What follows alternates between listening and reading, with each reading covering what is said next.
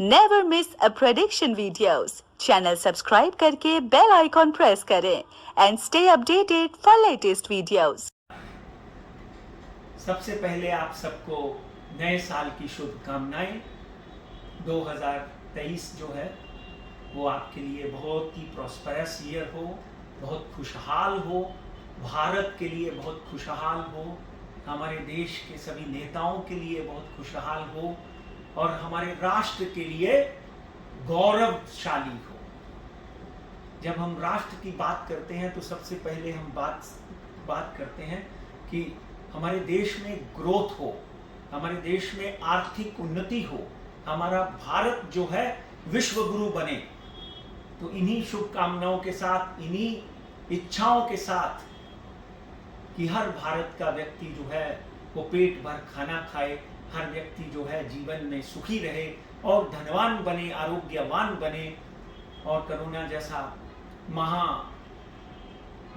राक्षस जो है वो भी भारत की सीमाओं से दूर रहे। इसी मनोकामना के साथ चलिए बढ़ते हैं कि नव वर्ष में कौन कौन से ग्रह कौन कौन सी आफत ला सकते हैं और कौन कौन से ग्रह कौन कौन सी खुशियां ला सकते हैं, ये देख लेते हैं। तो मित्रों, सबसे पहले बात करते हैं 2023 जनवरी से लेकर 2023 30 दिसंबर तक, 30 दिसंबर 2023 तक की बात करते हैं।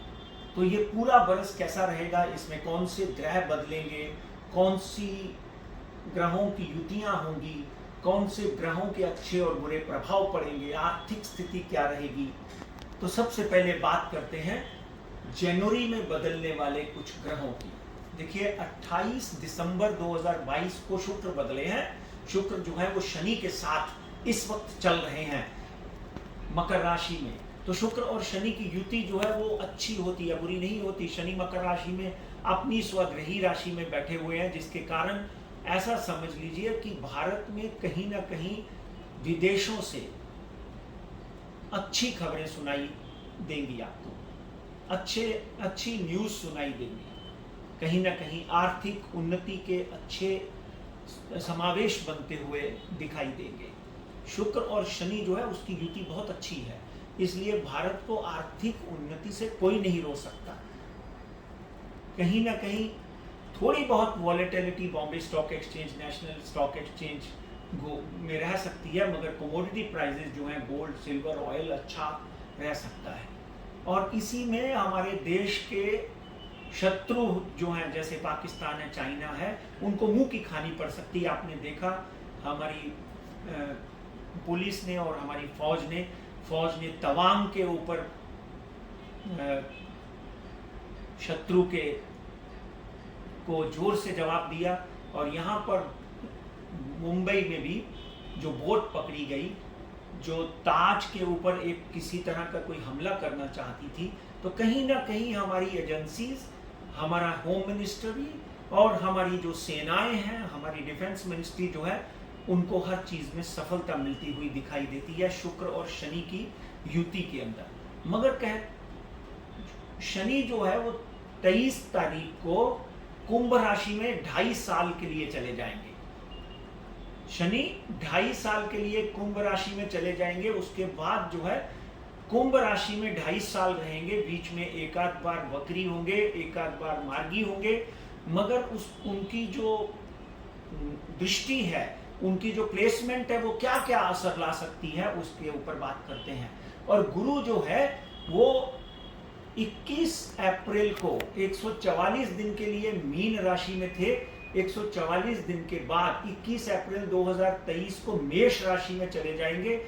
वहां पर वो योगा योग मोटा मोटी पूरा 1 साल या 11 से 12 महीने रहेंगे।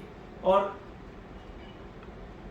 राहु और केतु जो है इस वक्त वृषभ, मेष और तुला में चल रहे हैं। मंगल जो है कहीं ना कहीं वृषभ राशि में चल रहे थे, और मंगल भी जो है वो बदल जाएंगे, मिथुन राशि में चले जाएंगे। शुक्र जो है वो स्वग्रही हो जाएंगे बाद में।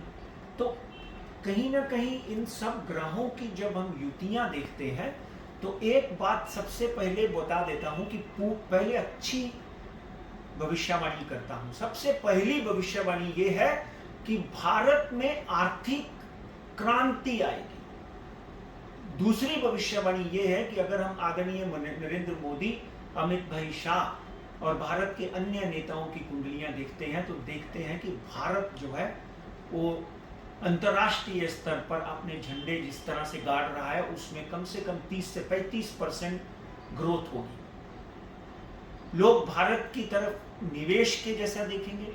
भारत की तरफ कहीं ना कहीं भारत एक धर्म गुरु, एक धर्म का प्लेटफॉर्म समझकर भारत में आएंगे और इलेक्ट्रॉनिक, इलेक्ट्रिकल और केमिकल में एक बहुत बड़ी क्रांति आएगी, क्योंकि शुक्र और शनि की युति में ये 1 दिसंबर शुरू हो रहा है।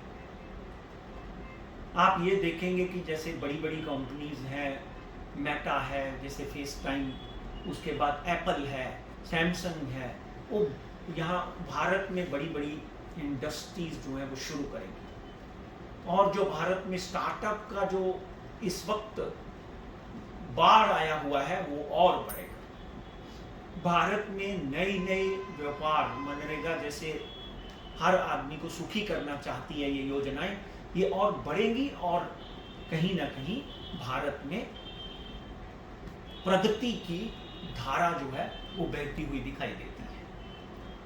अगले साल 23 जनवरी को शनि जो है वो बदल रहे हैं। कहते हैं जब शनि मकर राशि में होते हैं तो पैंडेमिक होता है। अब ये खबर सुनिए, 2 भविष्यवाणियां मैंने जो करी हैं वो पॉजिटिव थी। अब जो इंपॉर्टेंट भविष्यवाणी सुनिए, जब शनि मकर राशि में होता है तो पैंडेमिक यानी कि स्पेनिश फ्लू आया था एक जमाने में, उसके बाद में फ्रेंच फ्लू आया, कहीं ना कहीं प्लेग आई।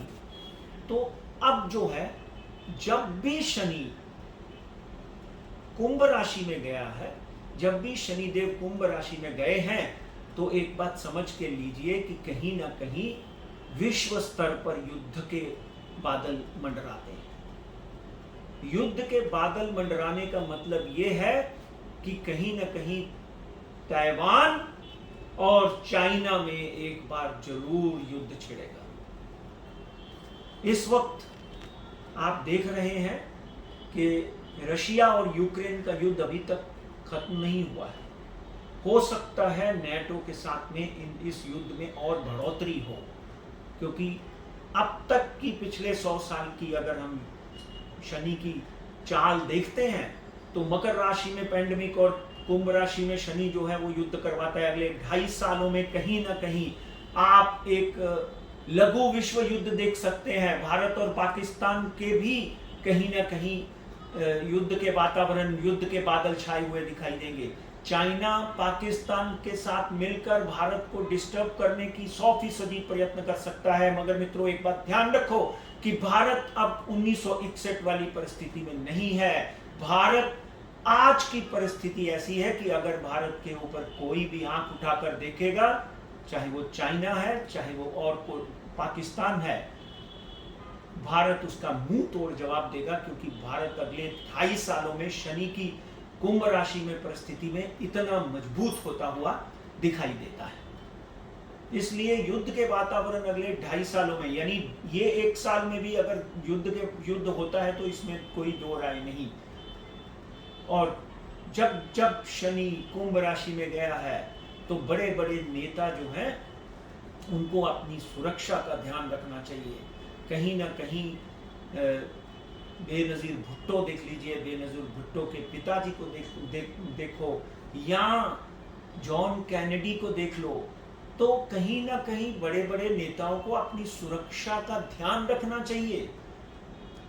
उनकी सुरक्षा में कहीं भी ढील होती है तो कोई ना कोई नेता जो है किसी न किसी आतंकवादी का शिकार हो सकता है। और हमारे भारतवर्ष में तो कहीं ना कहीं आपने देखा है कि 370 और बनारस कॉरिडोर और महाकाल कॉरिडोर, इस तरह के वातावरण में कोई ना कोई संगठन जो है अपनी गंदी हरकत, गंदी नजर राष्ट्र के ऊपर गाड़ कर कोई ना कोई नुकसान पहुंचा सकता है। मगर राम और भोलेनाथ हमारे प्रधानमंत्री जी के साथ में है, हमारे राष्ट्र के साथ में है, इसलिए भारत का बाल भी बांका नहीं हो सकता। हमारी मनोकामना है कि शनिदेव भी प्रसन्न होते रहे। तो कहीं ना कहीं पूरे साल में नंबर 1 आपको मैंने बोला आर्थिक उन्नति होगी, नंबर 2 भारत की छवि जो है पूरे विश्व में बहुत ही अच्छी होगी। आदरणीय नरेंद्र मोदी और बाकी के अपने बड़े बड़े नेता जो हैं उनको अंतर्राष्ट्रीय स्तर पर मान्यताएं मिलेंगी। तीसरी भविष्यवाणी जो नेगेटिव है वो ये है कि युद्ध के वातावरण जो है वो लहरा सकते हैं, बादल जो है वो कहीं ना कहीं छा सकते हैं। तो इसलिए हमको सजग रहना है, हमारी सेनाओं को सजग रहना है। अब बात करते हैं कि बॉम्बे स्टॉक एक्सचेंज का आंकड़ा जो है 1 जनवरी 2023 से 30 दिसंबर 2023 तक कैसा रहेगा। बॉम्बे स्टॉक एक्सचेंज का आंकड़ा जो है कहीं ना कहीं इतनी बड़ी उछाल नहीं मारेगा जैसे आपने देखा था। भारत में बॉम्बे स्टॉक एक्सचेंज ने 2020 कोरोना के बाद 28,000 से 64,000 का आंकड़ा छुआ। मगर यहाँ पे ये साल की भविष्यवाणी सुन लीजिए कि भारत में बॉम्बे स्टॉक एक्सचेंज ज्यादा से ज्यादा 68,000 जा सकती है और नीचे एक बार बड़ी घिसरन दिखाई देती है जो जनवरी में या फरवरी में आएगी।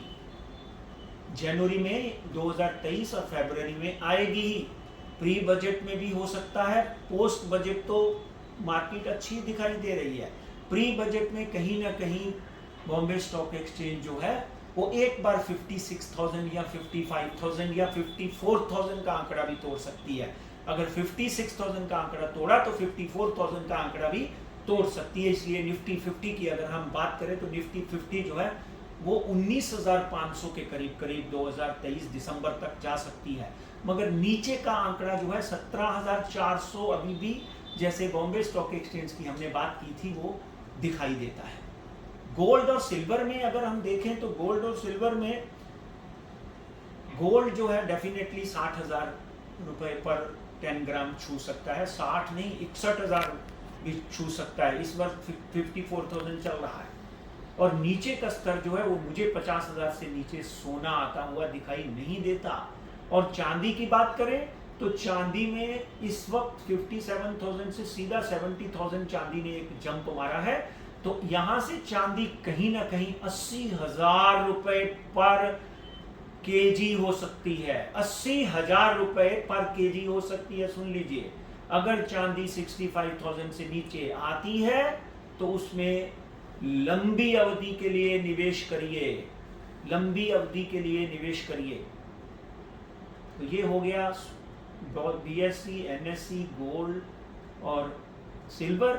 तेल जो है उसमें उछाल, और तेल एक बार $40 वापस पर बैरल आ सकता है, मगर ऊपर का आंकड़ा इस साल में कहीं ना कहीं 110 के हो सकता है।